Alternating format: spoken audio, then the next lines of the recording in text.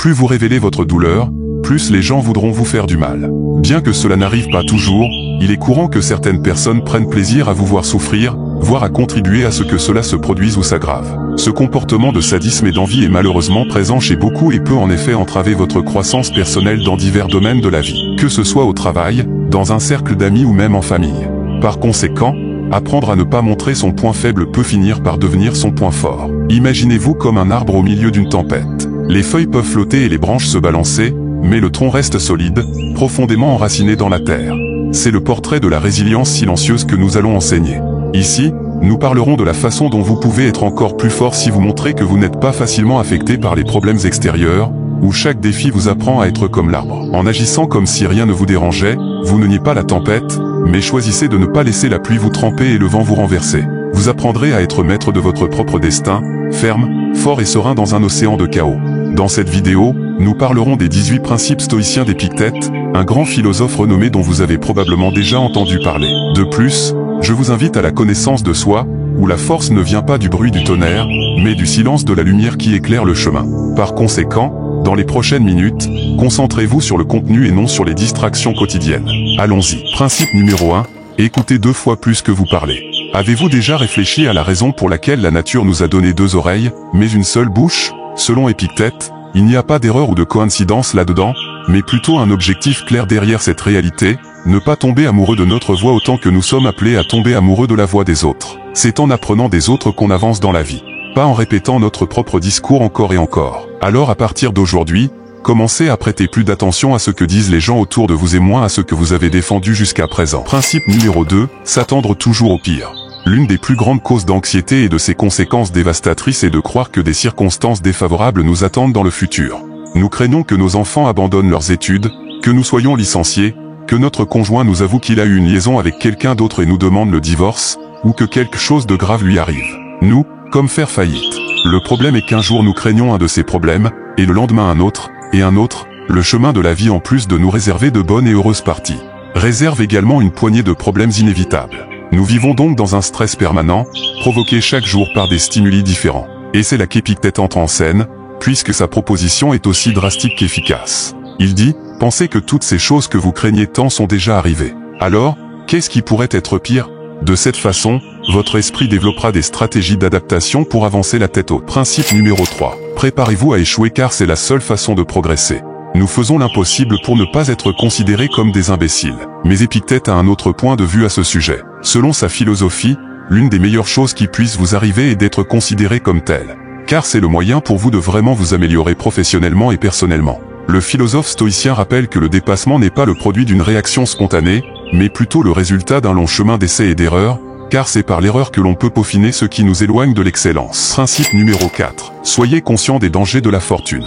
Que nous désirons entraîne une stigmatisation dont peu de gens peuvent se libérer. Et il ne s'agit pas seulement des gens qui surgiront de nulle part pour profiter de notre fortune, comme en feignant une amitié qu'ils ne ressentent pas pour nous.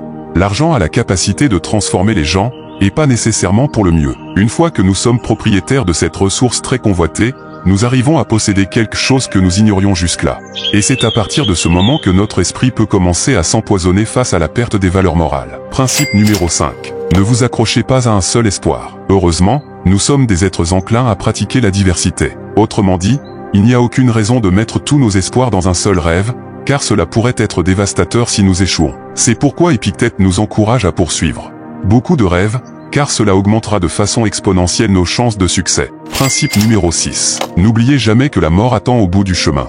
Ce n'est pas un conseil qui nous appelle au pessimisme, mais à prendre conscience que la mort est la destination finale de toutes nos actions et surtout de nos efforts. Une fois que nous aurons cela à l'esprit, nous commencerons peut-être à évaluer dans quelle mesure cela vaut la peine de consacrer 20 ans de notre vie limitée. Économiser pour payer une maison que, même si elle nous pèse, nous ne pourrons pas l'emporter partout avec nous. Une fois que la mort nous rend visite, tout comme nous transportons dans notre sac les objets que nous considérons indispensables à notre vie quotidienne, comme le téléphone, les cartes de crédit et notre brosse à dents, il nous serait grandement bénéfique d'avoir sur soi un petit carnet avec ces principes d'Oak, car grâce à eux, nous ne considérerons plus les revers comme des malheurs, ni la vie en tant que temps interne dont nous disposons, mais nous acquérons une vision plus réaliste de notre existence et ferons certainement un meilleur usage de notre temps de vie. Principe numéro 7. La vraie richesse réside dans un esprit satisfait. En raison du stoïcisme, Épictète avait sa conception particulière du bonheur et nous pouvons le connaître à travers l'une de ses célèbres phrases, « Un homme sage est celui qui ne s'inquiète pas pour les choses qu'il n'a pas, mais il se réjouit de ceux qu'il a. » Cette réflexion est plus qu'une pensée. C'est un conseil pour apprendre à cesser de se sentir affligé par ces richesses qui ne font pas encore partie de notre vie. Parce que pendant que nous nous permettons de nous plaindre et de pleurer ce qui nous manque, nous perdons de précieuses minutes de bonheur au cours desquelles nous pourrions remercier pour tout ce que nous avons accompli jusqu'à présent, ce qui est bien plus que ce que nos yeux sont habitués à apprécier. Ainsi, une personne riche est avant tout une personne heureuse. Principe numéro 8. Intégrez l'humilité dans votre vie. Si vous voulez vraiment apprendre quelque chose, il est essentiel que la personne apprenne ce qu'elle croit déjà savoir. Par cette phrase, Épictète nous appelle à faire usage de notre humilité. Surtout dans le domaine de l'apprentissage, traverser la vie en se vantant de la fierté de la connaissance nous éloigne de plus en plus de la connaissance authentique. Cela vient de la conviction que nous ignorons complètement ce que nous avons l'intention d'apprendre. Nous regarderons ainsi tout à travers les yeux d'un enfant, qui recèle autant de capacité d'émerveillement que d'envie d'apprendre. Principe numéro 9. La culpabilité est synonyme de peste. Les gens bornés accusent les autres. Les gens ordinaires se culpabilisent, mais les sages considèrent toute culpabilité comme une folie. Grâce à cette phrase d'Épictète, les thérapeutes commencent aujourd'hui à aborder la culpabilité comme un sentiment à éradiquer de notre vie. La seule façon de gagner la compétition contre la culpabilité est de refuser de jouer avec elle. Le problème est que cela aboutit à un chemin facile, car en blâmant les autres ou nous-mêmes, nous nous exonérons complètement de la responsabilité de corriger l'erreur, donc y recourir est une tentation à laquelle il est difficile d'échapper. Seules les personnes animées par une ferme détermination à vaincre sont capables d'éviter la culpabilité et parviennent néanmoins à assumer la responsabilité de leurs actes. Principe numéro 10. Faire des alliances avec des personnes gagnantes. Il est curieux de voir comment, lorsque quelqu'un éternue à côté de nous, nous nous éloignons immédiatement, envahis par la peur qu'il nous infecte. Cependant, nous ne sommes pas aussi prudents pour éviter l'une des contagions les plus mortelles auxquelles nous sommes exposés. Épictète nous a laissé un sage conseil à ce sujet. Entourons-nous de personnes qui nous donnent envie de donner le meilleur de nous-mêmes, car le comportement des gens influence grandement notre état d'esprit. Il y a des gens qui drainent notre énergie et gâchent notre journée, tandis que d'autres nous laissent pleins de joie et de vigueur. Par conséquent, l'une des décisions les plus judicieuses que nous puissions prendre est de nous allier à ceux qui apportent de bonnes vibrations dans nos vies pendant que nous disons au revoir à ceux qui ont la capacité de nous faire regretter notre naissance. Principe numéro 11. N'oubliez jamais que vos réactions forgent votre destin. Nous ne devons pas prendre nos réactions à la légère, car elles sont définitivement ce qui marque notre succès ou notre échec. Et Épictète était très catégorique à ce sujet. Il nous a appris que nous n'avons pas la possibilité de choisir ce qui se passe, mais plutôt de savoir comment le gérer. Le malheur peut s'abattre sur chacun d'entre nous, mais c'est ce que nous faisons dès son arrivée. Cela fera la différence à partir de ce moment-là. Pour certaines personnes, divorcer signifie entrer dans le monde de la dépression et de la victimisation. En revanche, pour Épictète, c'est une occasion en or de s'engager sur le chemin de la connaissance de soi. N'oubliez pas que votre vie n'est pas ce qui vous arrive, mais ce que vous en faites. Principe numéro 12. Remplissez toujours votre devoir. Chacun de nous a un rôle dans la société et dans le monde, et le soleil n'a pas besoin d'éloge ou d'enchantement pour se lever chaque matin, mais il le fait tous les jours, et c'est définitif. Ainsi, tout comme chaque élément de la nature fait son travail, nous devons remplir nos obligations. Si nous attendons du plaisir ou des éloges pour faire notre travail, nous échouons à la fois à l'environnement auquel nous appartenons et à nous-mêmes.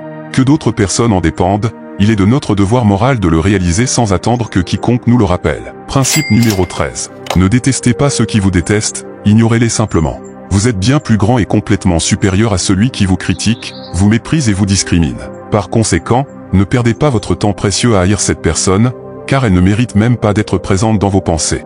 Nous sommes encouragés à ne pas craindre les personnes qui vous font du mal, car ce bruit représente une tentative regrettable de vous nuire. Alors ignorez-le et devenez immunisé contre lui. Principe numéro 14. Misez sur la simplicité. Pourquoi vivre dans la frugalité si, aujourd'hui, nous avons la possibilité de nous entourer de toutes sortes de luxe? La réponse est bien plus simple et logique que vous ne le pensez.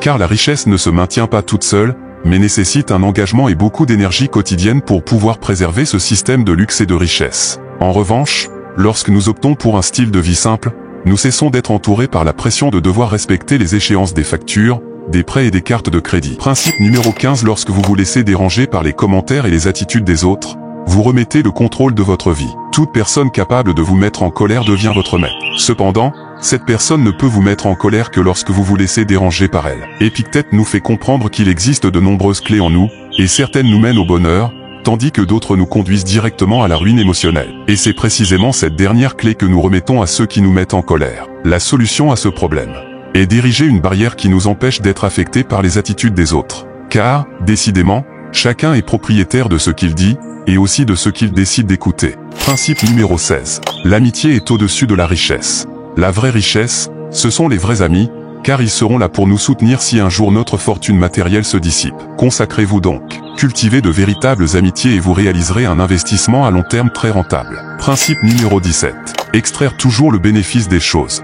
Quoi qu'il arrive, c'est à vous d'en profiter ou non. Ce sont les paroles d'Épictète. Comme vous pouvez le constater, il ne s'agit pas d'avoir la possibilité de tirer le meilleur parti de l'adversité, mais c'est notre devoir. Tant qu'il y a de l'intelligence en toi, vous aurez la possibilité de réaliser les avantages que vous pouvez tirer de la situation qui vous a frappé. Imaginez qu'un jour vous arrivez au travail et découvrez que vous allez être licencié. Au lieu de désespérer et d'accuser l'univers d'être contre vous, vous avez la possibilité de vous aventurer dans l'entreprise dont vous rêviez, tout en accomplissant votre horaire de travail aux côtés de personnes qui ne vous plaisaient pas. Par conséquent, essayez toujours de rechercher le positif dans une situation.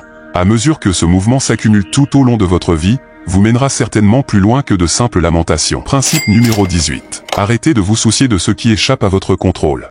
Vous êtes propriétaire de votre opinion, mais pas de votre réputation. Vous avez le désir et le zèle pour la recherche, mais vous ne pouvez pas contrôler la quantité de biens que vous possédez ni le succès. Par conséquent, nous nous inquiétons et devenons amers à propos de ces choses que nous ne pouvons pas contrôler. C'est simplement prendre la décision de perdre du temps. Selon Épictète, nous sommes appelés à cultiver les valeurs que nous avons la possibilité de changer. Mais il est également de notre responsabilité d'abandonner ce qui échappe à notre contrôle et ainsi de laisser le destin s'en occuper. En plus d'être incroyablement utiles dans la vie de tous les jours, les principes stoïciens sont des enseignements qui peuvent nous aider à traverser les moments difficiles avec intérêt et résilience. Car il n'y a pas de place dans leur philosophie pour fantasmer, mais seulement pour appliquer ce qui a été appris et aller de l'avant. J'espère que vous avez aimé la vidéo, et puisque vous êtes arrivés jusqu'au bout, partagez vos idées avec nous et écrivez une sagesse blindée dans les commentaires. Si vous êtes nouveau sur la chaîne, veuillez vous abonner. À bientôt.